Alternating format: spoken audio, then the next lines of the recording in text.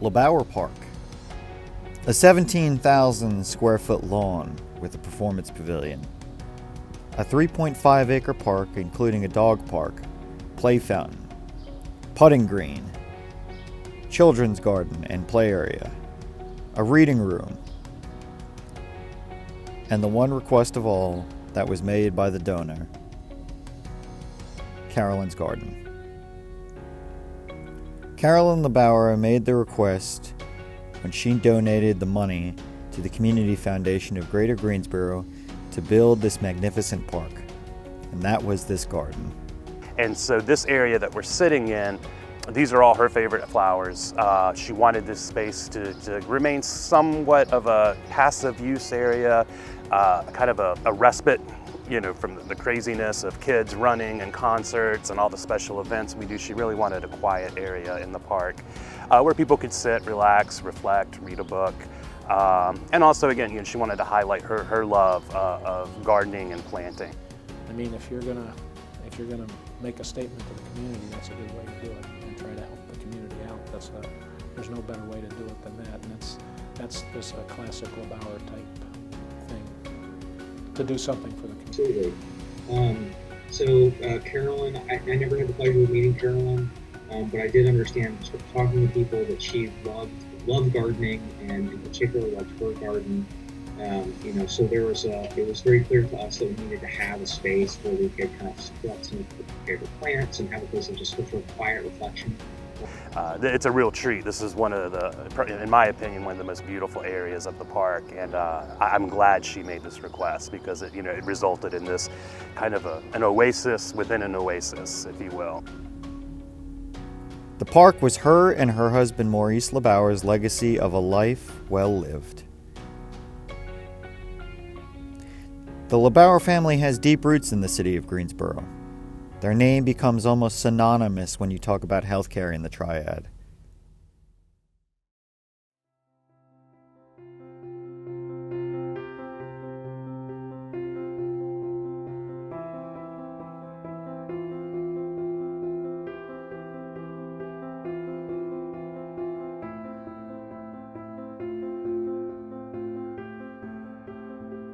Their story begins with Joseph Lebauer. In the 1920s, Joe Lebauer moved his silk hosiery plant from New Jersey to Greensboro, North Carolina. Joe had two sons here who would grow up to be doctors, Sidney and Maurice. Sidney Lebauer became an internist and cardiologist, while Maurice, or Maury as he was later known, would become a general surgeon. The brothers opened their general practice in the Jefferson Building in 1931. In 1932, Sidney left Greensboro to get into general surgery. He went to Baltimore for residency training, spent time in Johns Hopkins, Union Memorial Hospital, and then Gallinger Hospital in Washington, D.C. Maurice served in the military in 1942. He was in the 8th Evacuation Hospital in Italy and Africa. The 8th Evacuation Hospital between November 26, 1942 and March 10, 1943 served as a 400-bed provisional general hospital in buildings of the Italian consulate and school. During its time in Casablanca, the 8th Evacuation Hospital admitted 4,192 patients. Maury also served in Tripoli, and he felt this was an outstanding contribution to his life. Meanwhile, Dr. Sidney Lebauer stayed in the States.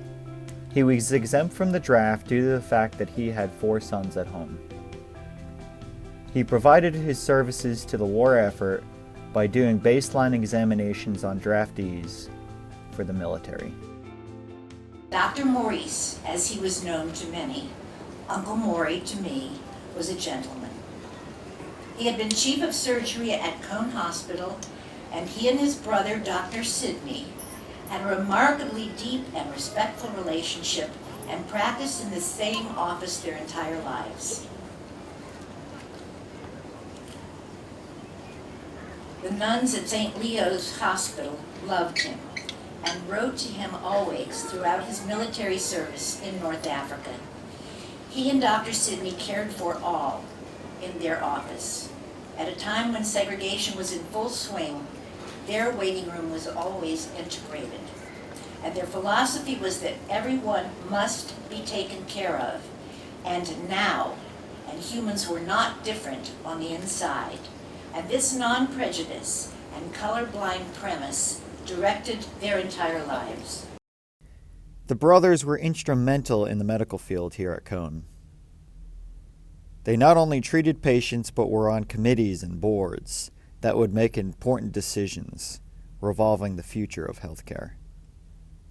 When Maury came back to the States, him and his brother Sidney both served the Greensboro Academy of Medicine, solving many problems in healthcare. The Greensboro Academy of Medicine was formed to deal with professional and civil problems in the community. During World War II, 40% of Greensboro physicians were called away to serve overseas. Maurice went to work figuring out strategies on how to best serve the citizens of Greensboro during that time. In the early months of 1946, a man was admitted late at night and never saw anyone. He died a few hours later. Sidney Lebauer was assigned to a committee in order to investigate the details of the case. Maury was assigned to Hospital Care Committee, which consulted with various hospitals in regards to emergency care during the later hours. This would eventually result in physicians and specialists being assigned on call between the hours of midnight and 6 a.m. Carolyn would later marry Maury Lebauer, where they would have many adventures together.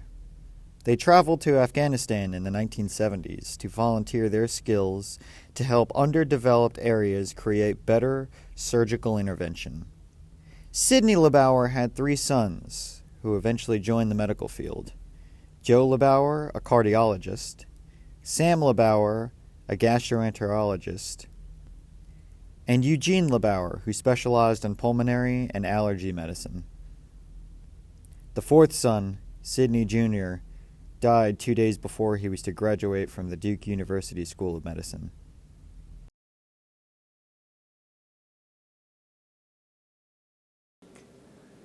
Yeah, but all wonderful people, and all. What I can tell you about Dr. Sidney, Dr. Maurice, and all 3 boys, they were all about doing the right thing for the right reasons, always. And that was from community engagement to, taking care of patients for free under any circumstances. They were always there for the patients, 100% of the time, and honest as the day is long.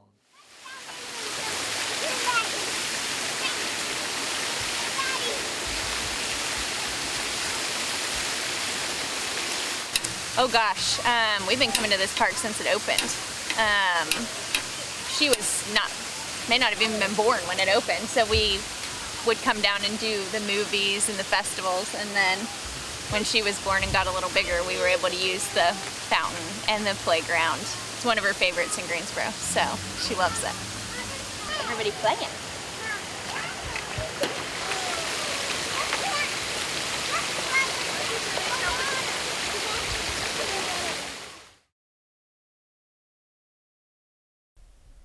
Since about 1954, in the landmark decision of Brown v. Board of Education, which overturned the separate but equal clause ruling from the 1896 Plessy v. Ferguson case. Greensboro physicians and patients were segregated in spite of that ruling. Dr. George C. Simpkins, a practicing dentist, amongst other African American physicians, were fighting for equality in the world of healthcare in Greensboro. Dr. Simpkins, head of the local chapter of the NAACP, filed suit against Moses H. Cone Memorial Hospital and Wesley Long Community Hospital.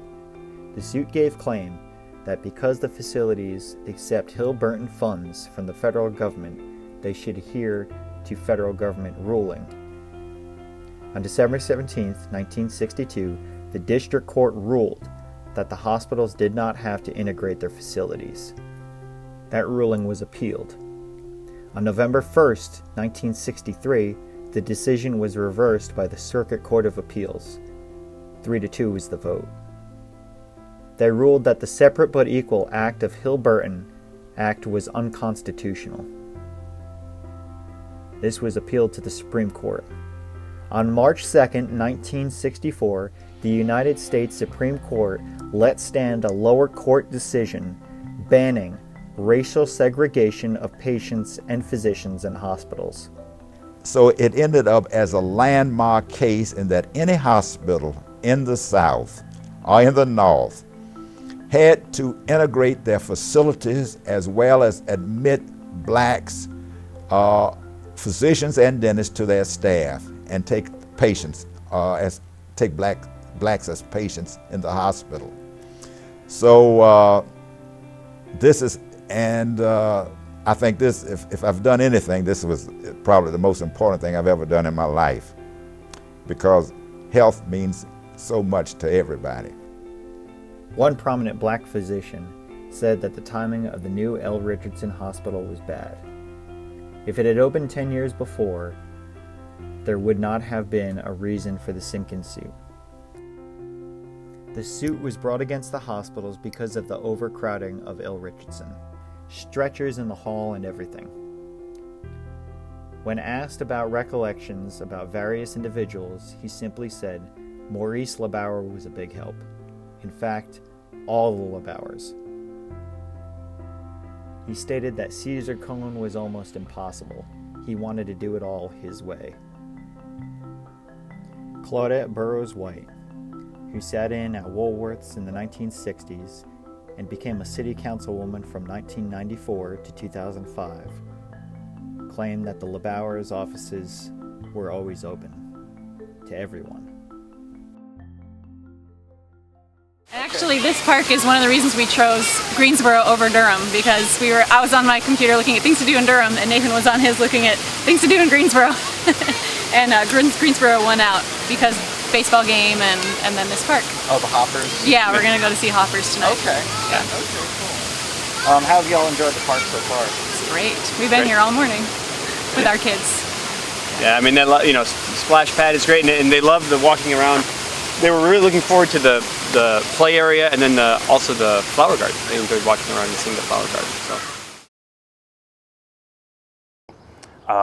Her nephew, Gene Lebauer, who is a retired physician here in Greensboro, does hold a position on our board of directors. He and I meet at least monthly to talk about the park. And what's neat about Gene is, I met him through my professional position, but over the last 4.5 years, we've become friends. And a lot of times when we meet to talk about the park, we go down rabbit holes talking about history and politics. And so just one of the smartest people I've ever met.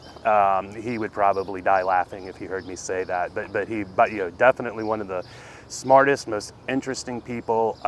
He should go on Jeopardy. He would crush it. But just a really neat person. His wife Gail, very active. They're both very actively involved in the community, through their philanthropy work. And again, we're lucky to have them as residents of Greensboro. We're lucky that they have chosen to invest their personal dollars in our community, and they're just a very neat family that I really very much enjoy being around. And I've heard from other sources, modest. Very modest, yeah. Yeah, he very modest. He loves to, he is often the butt of his own jokes. They are very down to earth people, and that having, he was an extraordinary doctor here in Greensboro and did so much for so many people. Really brought a lot of innovative medical technologies to this area that we did not have prior to Dr. Gene, as a lot of people call him. But there and again, to your point, very humbled about that. He had an incredible impact on Greensboro, but he is very humbled by it, and just I don't want to speak on his behalf, but I think I feel like he did it just because that was what needed to be done, and that was his only goal in doing so, was just to enhance the health care that we're able to provide residents of Greensboro.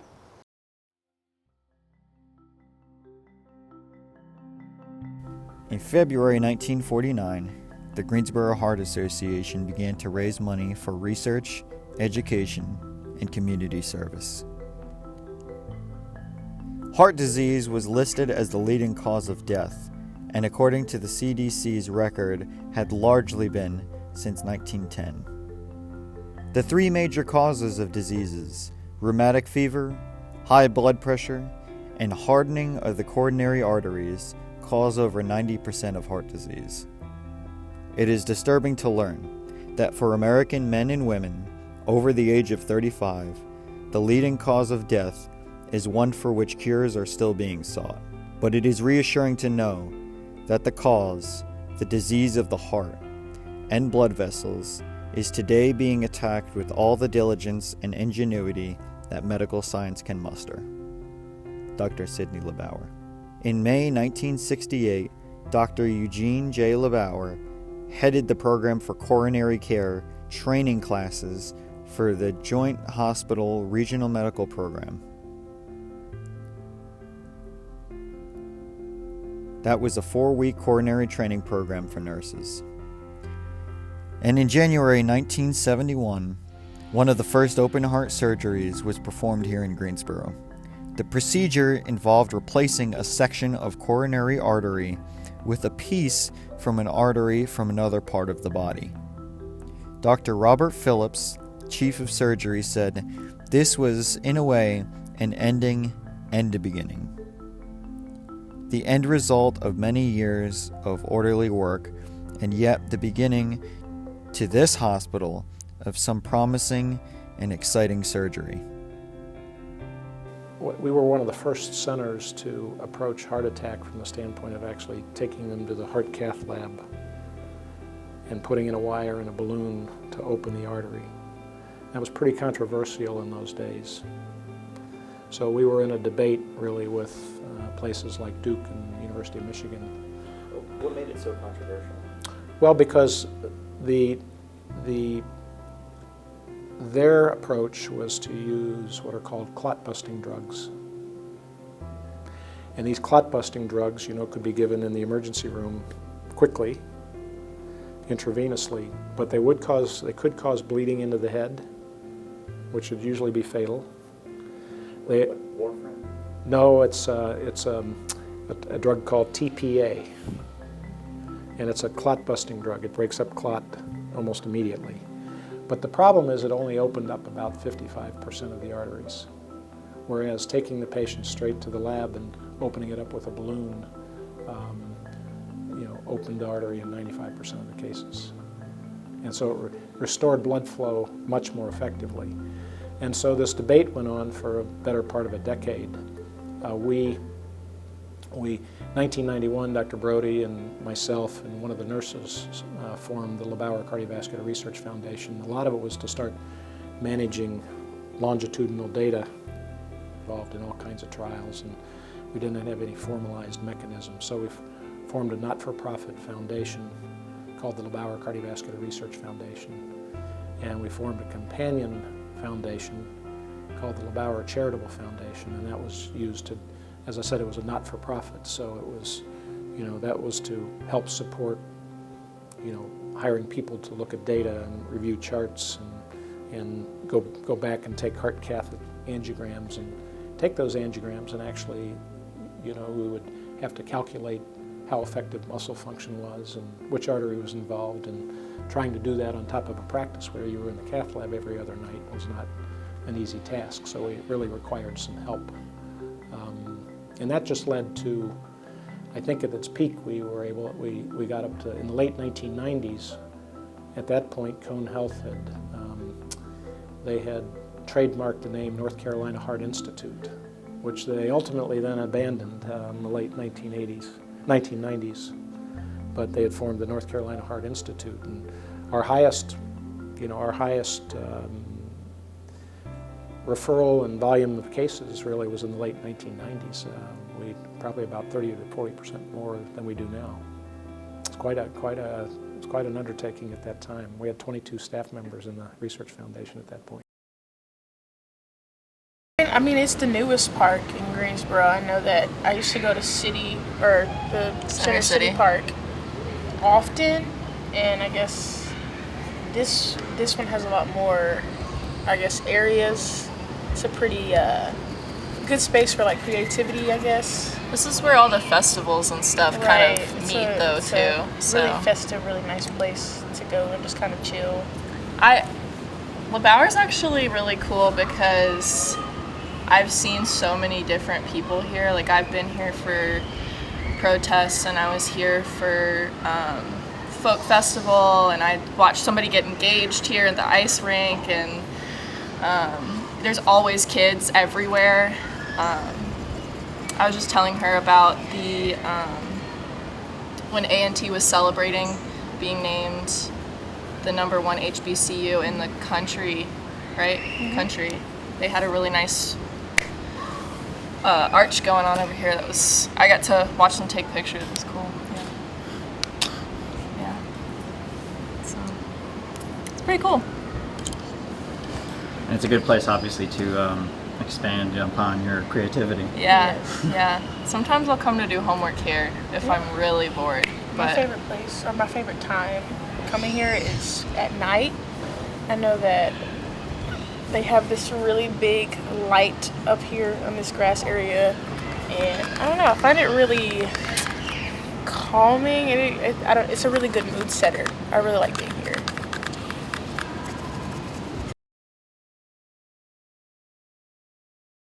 The Greensboro of the 1980s up to about 2010 was dormant and desolate.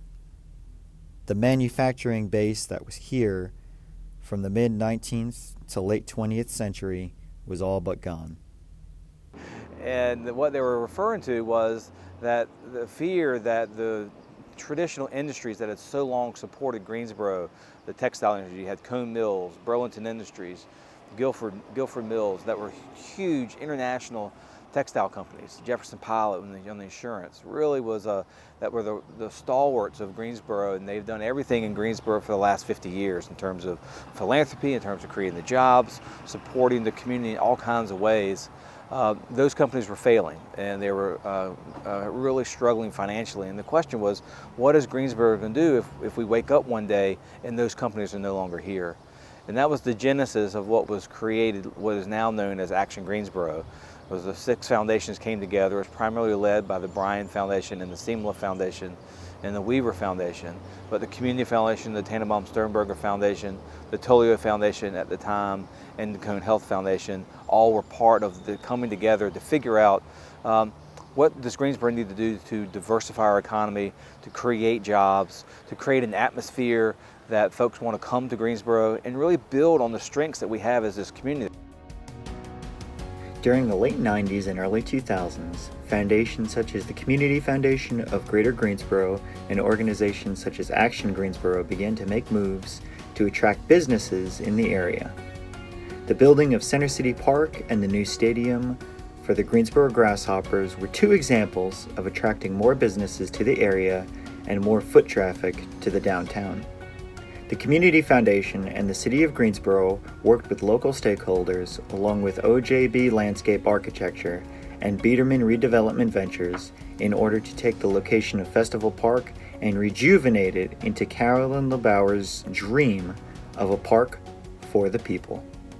This area, what Nathan Elliott calls the Cultural Campus, has the Greensboro Cultural Center, the Downtown Public Library, the Greensboro Children's Museum, the Greensboro Historical Museum, the International Civil Rights Museum just 2 blocks away, Center City Park, and the Tanger Center.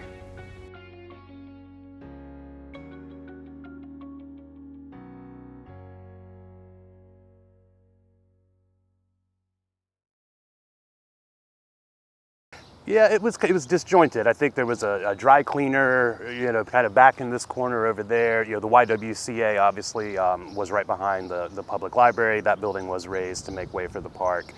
But yeah, if you saw this place 6-7 years ago and somebody said we're going to build a park, you would have thought they were crazy because it was hard to visualize. It was a lot of disjointed pieces of land, parcels of land, odd structures, gravel parking lots.